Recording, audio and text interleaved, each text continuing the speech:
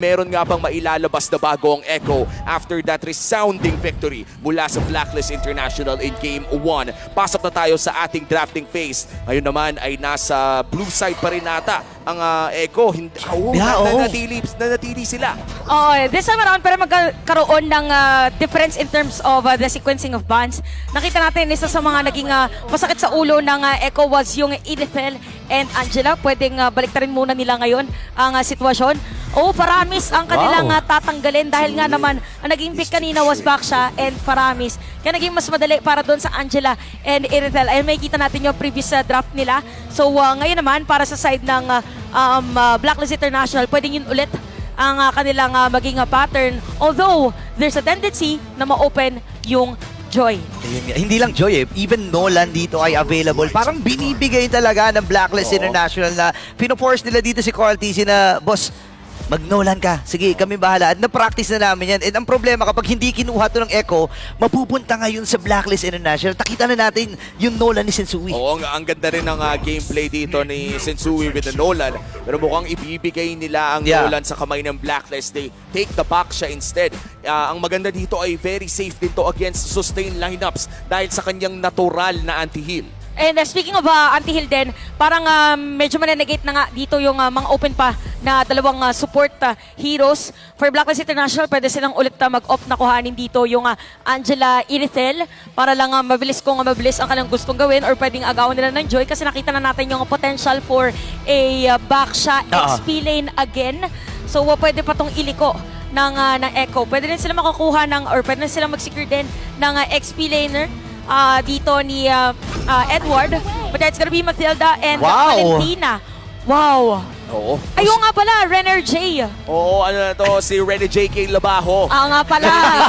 Oo, na hindi ka iiwan sa ere. Reverse air move. Reverse air remove nga ni Rene J to. And at this point, kasama na rin ang US specialty na Valentina. Pero sa kabila naman, Yuzong ni Sanford, isa sa mga kinakatakutan na Dragon internationally. Fred rin locked in para sa side ni Sensui naman. Ito na, nailabas na yung Yuzong na kanina ay tinarget ng kupunan ng Blacklist International. At ang ganda nito, naging classic muli ang ating makikita, Fredrin and Baksha, no? Pero ang maganda naman, dahil nga di ba pag Fredrin ka, medyo hirap ka kapag dating sa mga heroes na may slow, di ba? Ang maganda dito, meron kang Matilda na maghahatid sa'yo with that guiding wind in pang-initiate or pang-disengage, no? Pero dito sa ating sa ating mga statistics na lumalabas, parang kapansin-pansin na halos balance yung first 3 picks dito ng Blacklist International. For Blacklist International, mataas na agad dito yung kanilang pang late game. Again, dahil na rin sa sustain na meron na sila as compared to the side of Echo. So it's something na pwedeng kuhanin dito ng Echo. So makakita tayo ng Franco ban para dito sa Blacklist. So ibig sabihin kukuha sila ng hero actually na malikot para dito sa ating matchup. Kasi naban na rin nila si Kaja. Oo nga, no? Ako dito. Parang biglang liko, Parang may chance atang makakita ng Edward Joy na oo nga XP or I'm not even sure, baka nga si Sensui mag-Joy tapos XP lane yung Fredrin Yung Joy ba before, parang nung ginamit siya ni Edward, ISF? Matagal na. Matagal na. ISF. Sa Indo pa. Dating ISF. But usually kasi diba? kapag nakakita tayo ng mga bans na ganito, talagang nag-e-expect na tayo ng mga heroes na mahilig lumipad o mahilig tumakbo, mag-dash. At ano kaya ang magiging hero na yon? Blacklist International, they're still looking for their side laners. Edith ang kanilang magiging lock-in dito. Si Oheb ang kailangan mag-adjust para sa mamaya. Last 2 picks para sa Echo. Ano kaya ang hinahanap nila? For Marksman, actually maganda dito. Medyo mahirap pero maganda dito yung Claude. If ever, para biglang panggulat para side ng Blacklist. Pwede din ang Bruno. Although pagdating kasi doon sa pagpasok, still 1-1 for Echo and Cho. Nako, classic JP Cho ang ating makikita ngayon. Ngayon, sinilip muna ng Blacklist International. Ano ba yung magiging matchup? 1-1, alam natin na yung recent changes ay nagkaroon talaga ng buff sa kanya with the movement speed na bigay sa kanya. Pero ano nga ba ang maganda? Irithel pwede actually na pwedeng akunin muli ng Blacklist International and Bruno pwede rin. I do think the Bruno could be a good choice dito dahil meron ka rin namang safety sa kamay ng isang Matilda at napakataas pa rin ang damage mo against the 1-1. Ang dami pang choices. The Brody is also open kung gustong kunin ito ng Blacklist International. Actually, pwede din carry para if ever pang shred din doon sa mga kunat na heroes. Kaso mayroon pala sa Cho para mapipilitan ka din mag-purify. So, it's gonna be still Irithel ba? Oo. Tama, Irithel yung Irithel. ganun. Iba lang skin yung narinig Oh, natin. yung robot. Yung robot. Ayan, yan. Nilabas na yung Iritel sa kamay ng Blacklist International. Same marksman ang kanilang gagamitin for game number 2. Pero medyo may malaking pagbabago in terms of crowd control and mobility. Dahil sa Matilda at Edith plus na Fredrin. Makikita natin yan na magre-reflect naman sa ating draft index. Ano bang napapansin mo dito, Chantel? Ang pinakamapapansin natin na syempre yung tatlo sa taas for Blacklist, yung team fight, early to mid at saka yung burst nila. So if ever na magawa nila yung perfect execution for their hero composition, of course, magiging maganda for them. Now for Echo, again, her strength is the vision. At ang vision na meron sila, which is Novaria, ay isang klase ng hero na expect mo din na magsa-spike at magkakaroon ng burst pagdating doon sa late game. Kailangan dito ng suporta for Benny Cutie's lane para mag-boost agad or biglang mag-spike agad yung kanyang gold. Magkakaalaman na tayo, magiging 1-1 ba ang ating score or magiging match point na ba ang Blacklist International as we enter game number 2 of the lower bracket finals. Naglaga na to and this is it. Game number 2, ano kayang ina-expect nyo sa early game? Sa akin, malamang sa malamang yung early aggression na meron ng isang Matilda. Alam natin na isa sa mga matataas ngayon or nasa peak or nasa tier, nasa S-tier list ng mga roamer. Diba? Ikaw, Umi, gumagawa ka ng mga Oo, S-tier list. si At isa Chairman to. yan eh. Ikaw si Tierman eh. Kung may chairman, Ako Yan. si Chairman. Alam mo, hindi ko pa nga ina-update yan kasi I think the last time na sinubukan ko before playoffs na nagkamali ako. Oo. Kaya ang naisip ko, bakit ko nga ba sinusubukan pang unahan yung mga pros? Tama, di ba? Kailangan pagkakita mo, tsaka may update yung tiering. Hintayin muna natin ang playoffs dahil ang the best na source ay ang mga Philippine teams na makikita naman talaga nating babad na babad ngayon.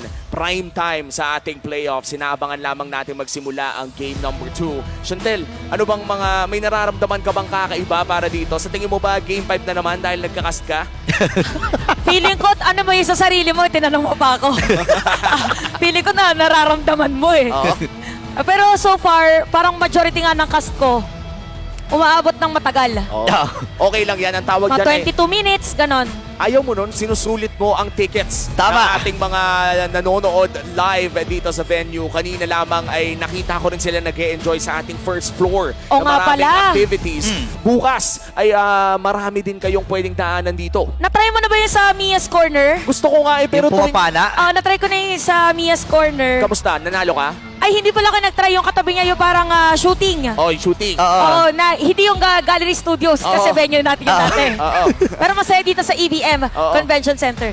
Na nakakatawa nga no, na ang dami nating activities. Hindi lang to basta-basta esports watching parang experience. Aha. Ma-e-enjoy mo na nga ang ating playoffs. Marami ka pang ma-e-enjoy doon sa may bandang baba. Especially yung mga ating mga activities and other merchandise as well. Dahil nga sa dinami-dami ng ating mga stores. Ikaw ba, nakapag-shopping na ba kayo ng ating mga merch sa baba? Ako, hindi pa, pero baka bukas, Sana sumili all. tayo.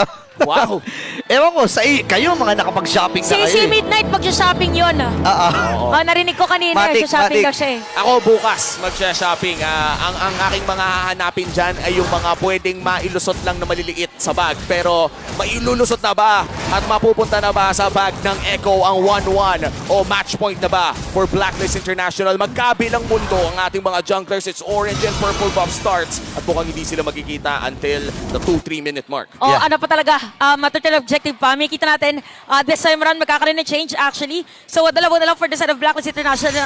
Same na for Echo and Blacklist pag rin doon sa Wilderness. Kanina kasi tatlo para dito sa Blacklist International. So, this time around, same na rin ang pinaka-set ng ating junglers. Difference kasi kanina, isa makunat is, yung isa naman is more on damage. Oo, ngayon at least parehas ng sustained junglers ang ating nakikita. And very interesting emblem choice mula kay Rene J. Actually, for the entirety of Blacklist International, 4 na Quantum Charge at isang Impure Rage para kay Yue. No? Minsan, Oo nga actually, pala. madalas na tayo nakakita ng mga ganito. Quantum Charge is the best na ata eh. Yeah, and actually, yun yung maganda eh, kasi may additional movement speed ka, di ba? Kung gusto mo talaga ng actionan talaga, no? So, pero isa rin sa mga kapansin-pansin, napapurify itong si Renegade at si Oheb. Talagang iniiwasan nila yung threat mula dun sa sipa ni JP.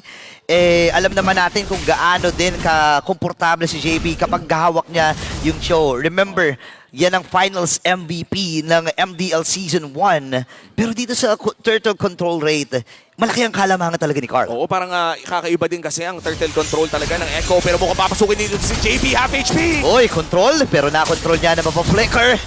Pero good idea yun para sa Blacklist International. Walang surprise factor para sa isang show. Though wala pa naman siyang sipa, pero tutuloy na sila dun sa turtle.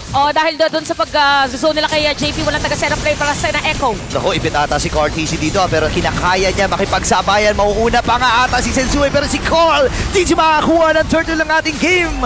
Isasama niya pa si Sensui sa hukay.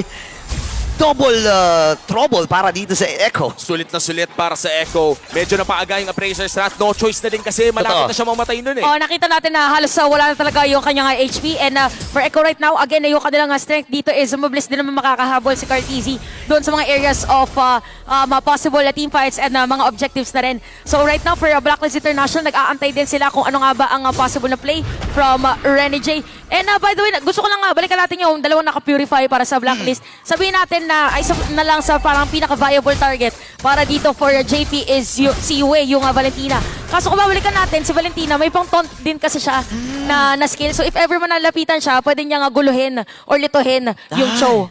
Yung pang terrify din eh. No? Hindi ko terrify. Yung mapaparang kakaliwa ka, kakanan ka, hindi mo maintindihan kung saan ka pupunta. Pero ngayon, JP, kailangan mag-back. 4 na tao pinadala ng Blacklist International. Oheb ngayon ay pantay sarado ng mga agents at mukhang magro-rotate na sila papuntang mid lane. Tahimik ang ating laro. 3 minuto na, 1,000 ang kalamangan ng Echo at mag-aantay pa tayo para sa sunod na malaking objective. Tsaka yung corrosion site, available na rin para dito kay Benny Cutie. So, additional na kits para sa kanya, yung movement speed, yung slow din na nabibigay nun. Pero may nagkakakitaan dito sa may itaas. Carl Easy ay sumilip lamang. Pero parang nakakatunog ang Echo rito, Nagkakaabo yan. Yung mga gantong movement ng dalawang teams natin, parang isipin mo, napakahirap maglaro sa MPL Philippines. Ang tahanan ng pinakamalalakas na mga Mobile Legends bang players sa mundo. True naman. Ay, yung mga lumabas nga ng tahanan, napakalakas na rin sa ibang parte ng mundo eh. Oy. Renegade ngayon, papasok, pero nag-U-turn pabalik ng Blacklist Bootcamp. Yeah, nakikita mo rin talaga na hindi siya papayag na maisahan Pero speaking of maisahan, parang naisahan dito si Sanford. Nagamit yung ultimate ni Edward. Kaya lang habang nangyayari pala yun, dito sa may turtle may nagaganap din. Blacklist at Echo. Pero si Carl easy muli makakuha ng turtle na ating game. Pero tumama yung Precious Rat. Buhay pa rin si JP with that flicker. Si Sanford lang ang naging casualty pero sa bottom lane yun. Oy, overall win, actually 50-50 win. Edward getting kill against Echo and Echo securing the turtle. Naghatian lang sila ng mga objectives at si Legend Zero may bagong achievement na naman. Na-surpass niya na si Etomax doon sa set na yon. So bottom lane kanina yung nakita nating kill between Edward and Sanford was because again of the Quantum Charge no nag-Primal Wrath. Dito si Edward, nakita natin yung balik buhay na pwedeng ibigay because of the basic attack. So, Ay, nagulat lang ako kasi natuwa ako sa build ni 1-1 dito. The 4 daggers build. Ito yung tipo na physical attack. nirarush, hindi dagger, yung ano pala, yung knife ba yun, yung pampabilis. Yung 4 na attack speed. Okay. Akala ko yung padiretso ka ng dalawang Legion Sword. Pinapaaga niya kasi yung ano niya, power spike. Attack speed, no? In this 1-1. So, Echo right now, they know that they have to fight ng maaga. Kailangan nila dito talagang pabilisin din. Kasi hindi na kailangan atayin na magkaroon muna ng mga item dito si Benny Cutie. So, siya na lang yung gagawa ng way na makalibad agad-agad para makapag-deal ng damage against Blacklist. Tsaka grabe yung ginagawa dito ng Echo at Blacklist International. Talagang binabantayan yung mga M-Series MVPs natin, Benny Cutie and Oheb. Kung matatandaan, M3 MVP itong si Oheb at M4 naman itong si Benny Cutie. So ngayon, may mga pagsilip din na ginagawa. Parang alam ni Rene J na may paparating na panganib dito sa itaas. Circle Eagle na gagamitin. And si Love Benny Benny. Cute yung napupuruhan. Ngayon, mapapatalon. Kaya lang kasi makakalibre ata na crossbow lang. Pero sumama pa kay Oheb. Kaya lang hindi na max yung range na yon at makakaligtas si Oheb sa pagkakataon. Siya pa yung napahamak sa pag-ikot-ikot doon Yeah. sa Circling Eagle. At mukhang tuloy ang laban dito sa may bandang mid lane. Si Sensui ay makakapag-dash naman palayo, pero Turtle ay sisimulan na ni Carl Tizzy. Short trades din sa may bandang ibaba, pero mukhang Tore Grabe. ang uunahin ni Edward. Grabe! Walang minions, pinagpabanat pa naman. Parang ito na naman yung sinabi natin. May moments kasi na ito din ginamit ni Edward before. Tapos parang malamarksman yung agalaw. Kasi nakapag-push din ang Torre dun sa may bottom. Oh wait, Uy, pwede pa yan, nagamit. Ngayon si Sanford. Kaya lang nandito na si Cod, Young Goat. Retry gagamitin din. Kasabay ng 30's Puissance, hindi tumama yung Star Shutter habang dun sa may bandang itaas. Mapapatalon with that guiding wheel. Pero si Benny Cutie, nakasakpal siya ng crossbow tang. At mabibitawan niya sa tamang pagkakataon. Dalawang bagsak para sa Blacklist. Grabe yung palitan ng dalawang teams natin kasi both top lane and even bottom lane ay activated. So ngayon, ito yung sinasabi ni Umi kanina. So meron ng Demon Hunter Sword, by the way. So yung sustain ay medyo makakounter na dito na isang 1-1. Ako si Oheb.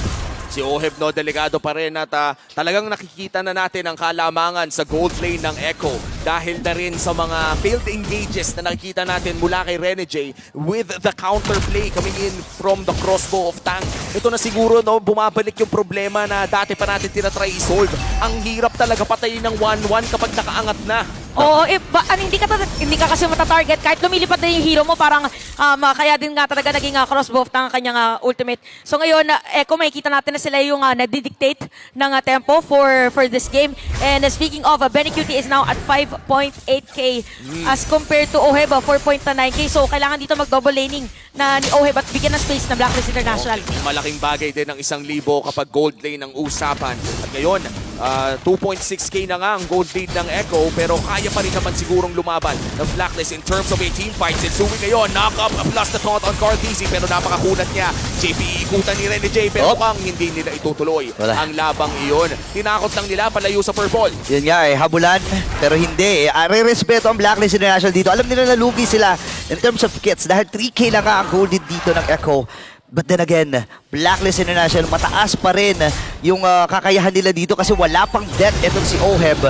Pero nag-switch na pala sila kasi si Benny Cute ay nasa ibaba at mabibigay yung Torre para sa panig ng Echo. Unti-unting sumisikip ang kanilang kamapahan. Speaking of sumisikip din, para dito sa side ng Echo, nasa top lane pa si Sanford as compared to Blacklist International.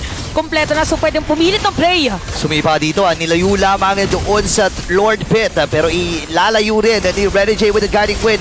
Cortese, bababa sa kalahati yung kanyang killed. Sanford. Bababa na rin yung 30's Puissance. Habang si Sanford naghahanap din magiging target. Nice zone para dito kay Sanford. San duo sa likod naman si Sanji, pero may ipit ata Petri na gamit. Habang yung Circling Eagle at si Sensui ang magwawagi doon sa Retry Battle na yung crossbow shot. Ay Yue. maikakasa dito ni Benny Cutie, Yue at ang buong koponan ng Blacklist. Parang hahabulin natin nila si Benny Cutie, parang delikado, lalayo. Kaya lang hindi susuko dito ang Blacklist International. No! Hala, saan ka na pupunta? Oh Benny? no!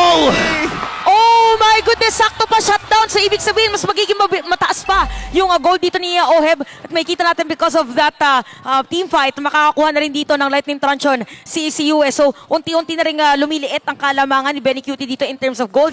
But for Echo, medyo napaaga din, if I'm not mistaken, dito yung pagkakasipa ni JP kanina para ma-zone si Sensui during that Lord. At ngayon makikita natin na bumaba na ang gold lead ng Echo mula 2.6 to just 600. At hindi pa nga tapos ang Lord push ng Blacklist International dahil buhay pa rin ang Lord sa may bandang ibaba. Top lane naman ata ang gusto ng Blacklist. 3 tao ang kanilang pinadala and that's another turret going down for the hands of Blacklist International. Tuloy-tuloy ang Blacklist International dito. Nakuha, parang ramdam na nila in the zone na ang mga agents dito. Pero sa likod, nalilikuran nata nila. Corty, sinabangga habang Circling Eagle. Pero sakto, yung guiding wave nakataka si Oheb doon sa sticky situation. Habang kumpulan sila doon sa may eskinita, sino ang unang mapapapagsak? Pero walang magiging casualty. Maingat parehas ang ating mga Emerald Champs. Sobrang dami na gamit ng mga skills pero ito nga wala nga naging casualty.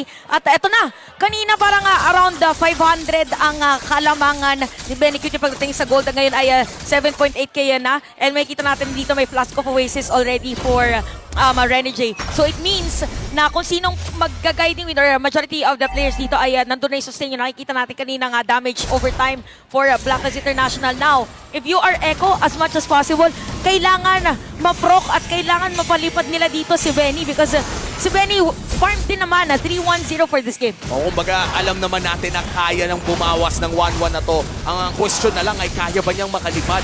Dahil the moment na makalipad siya at makakuha ng sabihin na natin isang reset, kahit isang reset lang, ay malaking bagay na yon para sa mga Orcas. Pero sa ngayon, Blacklist International na ang may hawak ng kalamangan around 600 to 700 gold. At majority ng kanilang gold ay nakay Oheb na perfect game pa rin sa ngayon. Yeah, and JP, hindi pa tayo nakakita ng sobrang gandang mga sipa para sa kanya.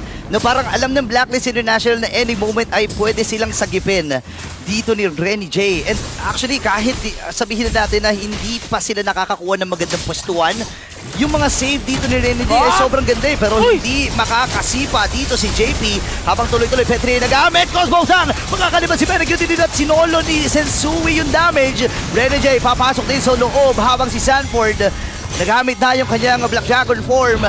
Isa lang ang mamamatay kundi si Edward yun. Lord ay available na rin. Grabe yung discipline na ng dalawang teams kasi for Echo, okay na nakakuha na sila dito ng kill against Edward. For Blacklist International, hindi na rin nila pinilit. Although nagamit dito yung Purify for Rene J, so medyo may hirapan siya later on na mag-front against Echo. Pero si JP meron pang Way of the Dragon. So pwede muna dito ang Echo na mag-set up ng play. At grabe din yung burst damage Oo. na nanggaling sa Echo. Hindi na nga naka-kickback pero grabe naman yung Petrify combo na nanggaling dito kay Sanford. At ngayon, hihilain na ng Blacklist ng Lord sa kanilang side. 3-4 HP for the Lord. Sensui ang tatangke at nandyan si Rene J for the support. Carl TZ, JP, Benny Cutie. Kita sila. Maiilawan at nakita na nga ang isa. Carl TZ na nakapa! Circling Eagle ngayon sosolohin. Nandun niya place and shot. Naku po, hindi bumabagsak ang mga Orcas. Benny Cutie. Kailangan ng tumakbo. Dalawa ang mamamatay. Si Cortez at si JP ang naging kabayaran sa naging teamfight na yun. Ito na ang perfect timing para sa Blacklist International.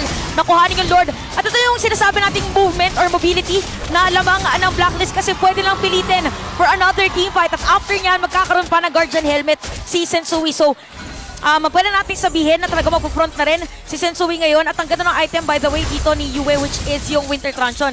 Kasi since siya nga dito yung viable target para dun sa sipa ni JP, siya din ang pwedeng unang maproka ng crossbow tank. So if ever na masipa siya at ma-activate ang ultimate ng isang Benny Cutie, Winter Truncheon. Ang ganda nga ng itemization dito ng Blacklist International. At ang ganda din ng shot call nila against Carl TZ. Ito usually hindi nyo gustong unahin yung tank. And that's exactly why naging uso mga tank junglers. Pero meron kasi sapat na armor penetration, sapat na burst damage at alam ng Blacklist yun.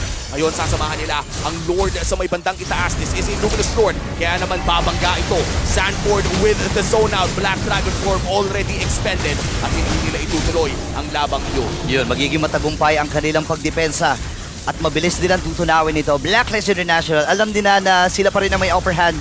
Pero tumatama na yung Star Shatter at kumakati na rin. Ngayon, yung mga minions ay nasa may bandang gitna. Sanford, naghahanap din ng timing dito with his Petrify. Pero kasi alam ng Blacklist International kung saan yung safe zone eh. Carl TZ, nagamit na rin ang buong kumpuna ng Echo dito. Yung kanilang conceal.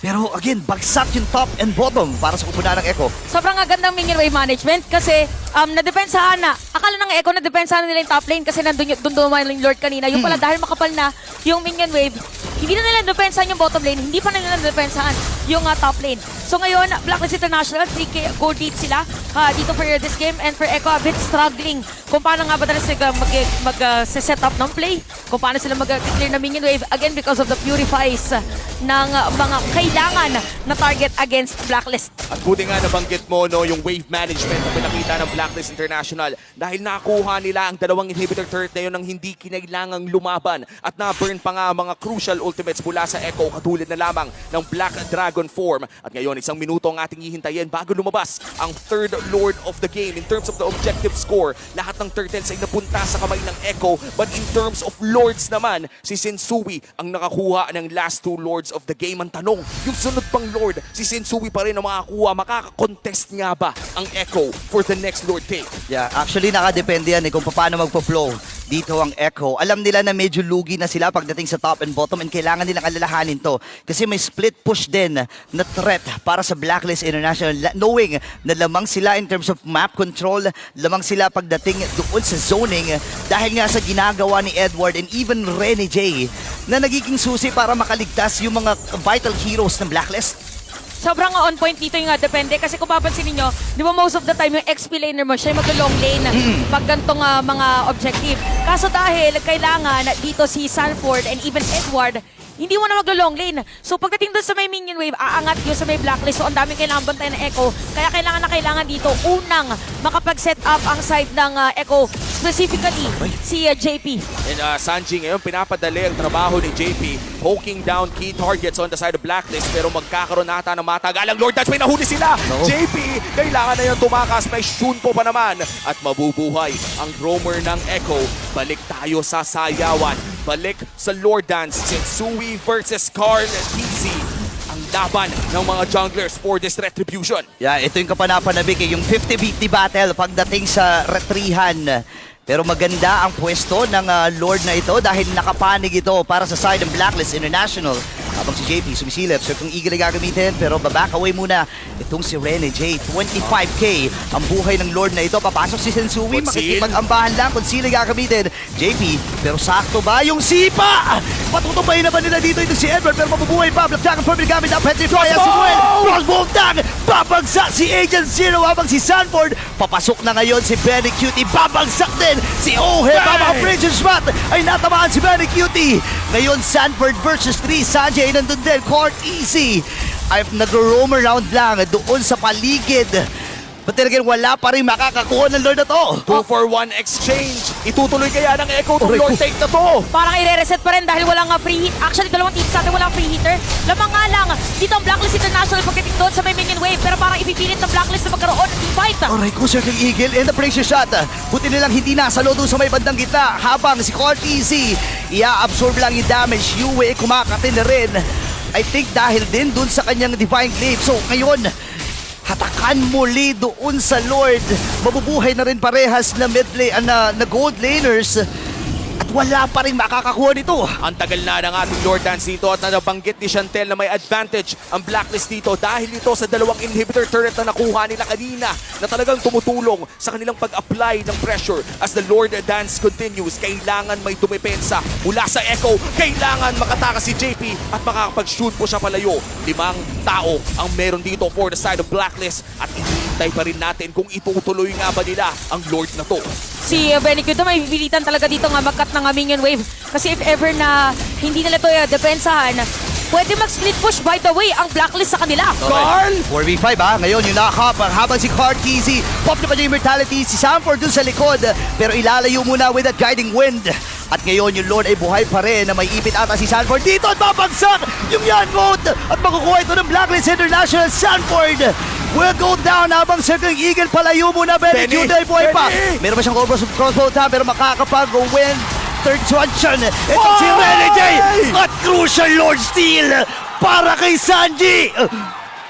Oh my gosh! Highlight is real para dito kay Sanji. Naligtas Wow! niya ata ang kupunan ng Orcas with 1 Astral Recall. Hindi in-expect ng Blacklist International na mayroon pang tao doon sa may brush line kasi most of the time pag may team fight, naiiwanan na yung moment na yun. Pero ngayon ang threat for Echo is that yung mga paggamit ng Winter Truncheon, even dito yung pinilit na ipasok ni Sanford yung kanyang Petrify against the players of Blacklist International. Pero may Winter Truncheon kasi si Yue. So yun yung medyo detrimental para yun sa Echo. Kailangan ipilit muna nila yung mga pindotables, yung mga pwedeng i-activate na mga item. At madedepensa nila by the way dito yung Lord, kaya pwede pa nila sabayan na marchahan. Nag-iinit na ang mga tres ni Sanji. Kanina pumapasok Aray ating ko. botnets. Kung meron mang Stephen Curry ng liga, si Sanji na ata yun. And this is the prime Sanji era na nakikita natin. Aray ko Another po. one. Tatama na naman. Pinipin down na talaga ni Sanji ang mga agents as another Astral Recall lands. Oy, kung sila gagamitin habang Black Dragon form pero dun lang sa may labas ng mapa pupunta itong si Sanford. Alam din niya yung threat na kapag pumasok siya baka wala ng labasan. So ngayon, depensa para sa Blacklist, naging matagumpay ito. At reset muli, 50-50 muli ito. Ito makikita natin na sa instant replay. Ay may iwan dito si Sanford kasi ayun no, ang ganda Oh nung my. ng winter truncheon ni Yue kaya mahihiwalay yung players ng Echo. Supposedly kasi tatargetin nila si Yue kasi even on the other series talagang target nila si Yue. And nung moment na yon, yes, Renegade was there pero meron na namang gagamitin na winter Ayan, oh. truncheon. Oo. Grabe winter truncheon. Yun talaga eh. Pero ang lumigtas dito sa side ng Echo, yung Steal. napakagandang steal na nanggaling nga dito kay Sanji. And at this point, ay sa tingin ko pwede nating sabihin lahat sila ay halos lock build na. Hindi na nagmamatter ng mga gold lead. Ang nagmamatter na lamang dito ay kung sino ang mananalo sa sunod na team fight. Nakakita na tayo ng tatlong Lord sa larong ito. Ang pang-apat ay lalabas na rin sa 1 minuto. At masaya na rin siguro si Carl TC kasi napakataas na ng damage taken niya in this game. Oo nga pala nung huling stats parang all over MPL Philippines. 4th siya eh. So habang tumatagal yung laban, tataas pa yung damage taken niya. Planado daw to, planado. Planado niya. 22 minutes na pala, tapos 9-8 pa lang Uy. yung ating team kills. And JP, naghahanap na naman ng potential target against Blacklist International. Pero kasi ang maganda, walang mga alternative returns na dito ang Echo eh. So, in terms of minion wave or minion flow, talaga makakalamang sila kasi mas malalaki at mas makukunat yung mga minions na dala-dala nila rito. Dahil nga, doon sa pagkakabasat ng mga yun eh. Tsaka ang maganda dito, no, Chantel, is parang sabihin na lang natin pwede silang tumagal sa Lord Dance dahil may tumutulak para sa kanila. Oo, kasi parang nga sila din mauuna sa team fight. Pero wait lang parang JP. medyo delikado yata to. Pwedeng maging error for them, pero parang iba yata magiging iko. Oh! Kailangan niya lumayo dito. Flicker gagamitin din kasama ng Way of the Dragon pero pop yung emo. Black Dragon 4 para kay Sanford. Maliit na eskinita ang kanila pinagsalu-saluan pero si Sanford mapopop din yung kanyang emo. JP papasok din sa loob pero si Edward ay makakuha ng unang kill. Same with Sanji. At si JP ay babagsak. Dalawa sa kupunan ng Orca ang mawawala rito habang isa naman para sa Blacklist International. 1 minuto para sa mga nawala sa labang iyon at ibig sabihin ay sisimulan na ni Shinsui ang Lord na ito. This is the 4th Lord of the game, si Ben Cutie. May nag-aabang labang. Hindi ata alam ng Blacklist na may Hindi nag-aabang ata. sa kanila to. Oo, parang wala pa sumisilip. So merong information dito, Echo. Uy. Si Sanji ito na ba yun? Oh! Si Ohe bata mapupuruhan. Sakto yung Surfing Eagle habang lalayo muna dito si Benny Cutie. Oh, kalma muna po tayo lahat. Ramdam ang sigawan sa EVM Convention Center. Ramdam talaga eh. Kahit tayo napatayo na patingin sa likod. Ako din na pangangabigla, nakita ko yung post eh. Nakita ko rin na nakita natin ang excitement mula sa mga tao sa MPL Arena at panigurado gustong-gusto na rin nilang makita ang mga mangyayari sa labang ito. 23 minutes na din kasi, Burrito eh. Oh, umiinit na ang laban. Kasama pa natin si Chantel. So talagang mas sabihin i-expect. Ilang minutes ba gusto nyo? Para sa akin feeling ko, Talunin na natin yung record. Ano bang record ng regular season? 38, di ba? 38. Man, sa station ka, huwag ka magpapatalo. hindi, gusto ko talunin yung MDL record. Ano yung MDL? Ano MDL? 52. Oh. 52. Gusto nyo ba ng 52 minutes na game? Parang gusto.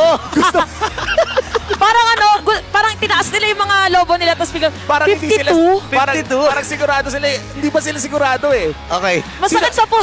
Parang kung ikaw parang yung hinga mo parang every 2 minutes na lang na Isang oras ang MLBB. Ayan. Ay, grabe, May mga prediction na ang ating mga nanonood sa MPL Arena. Ano pa ba mga prediction nyo dyan? Ilista nyo na, pakita nyo na habang nag-aabang tayo. O may nagsha-shoutout pa ng anak niya. Ayan, Mga UE fans. Ay, grabe. Meron din.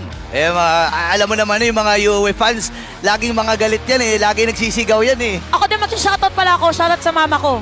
Nandyan. Ayan. For sure hindi, nanonood. Ayun, Ano? shoutout sa mama ko. Oh, shoutout din sa mama ko. Piling ko nanonood din siya. Tsaka sa girlfriend ko, nanonood Ayan. din yun. Tsaka sa Yan. pamangkin ko na hindi ko pa nakikita ever since. Oh, Hindi kasi, basta. Ayan. Pero again, ang hirap ng laban nito. Kaya nga napainom ka agad ako nung sinasabi na 52. Nakainom ka na, sige, inom na rin Kailangan ako. ko uminom ng tubig. 52 minutes ba naman? Tapos, may mga pati nga ng mga esports posts nyo dyan pag natutukan kayo ng camera. Ano nagsulat? Break the code. Na may kasama pang pusa. Mga pets At niya saka ata dog. na yan. Mga pets ata. Dog mo ba yan, ate? Oh. Ay! may panis sa mga aso nila. Boss, ako nga wala akong gold chain eh. And again, TNC Pro Team ay narito din para suportahan ang ating mga future M5 representatives dahil... Uy, si Kyrie ba yan? Si Kyrie ba yan? Si Ka- Ay, hindi ko alam kung namalikmata ako ha. Hindi ko lang naman malikmata pero nagpagupit na ata eh. Parang malaki boy na yung nakita ko eh. And sa ngayon, no, nagkakaroon nga lang po ng troubleshooting para sa Blacklist. Ang sinisigurado lang natin dito ay komportable ang ating mga players dahil napaka-importante ng lower bracket finals. Ang pinaglalabanan lang naman dito ay M5 World Championships lang, di ba? At saka lahat ng mga ano natin, yung remaining 3 teams natin, lahat sila nag-represent na para sa Pilipinas pagdating doon sa World Championship. So, hindi naman magkakaila yung pride and glory na binigay nila sa ating bansa. Kaya din naman tayo talaga yung kinoconsider na threat internationally. At napakasayang tignan na napakadami nating kasama dito sa ating MPL Playoffs Arena sa EBM Convention Center dahil ang saya. Masaya. Masaya lang. Tama. And isa pa sa mga ano dito, marami rin mga nanonood na international teams. Oo. Uy, And schoolmate, college mga- mate ko yung isa. Paano mo na naman Paano nalaman? Yung may kay Heart.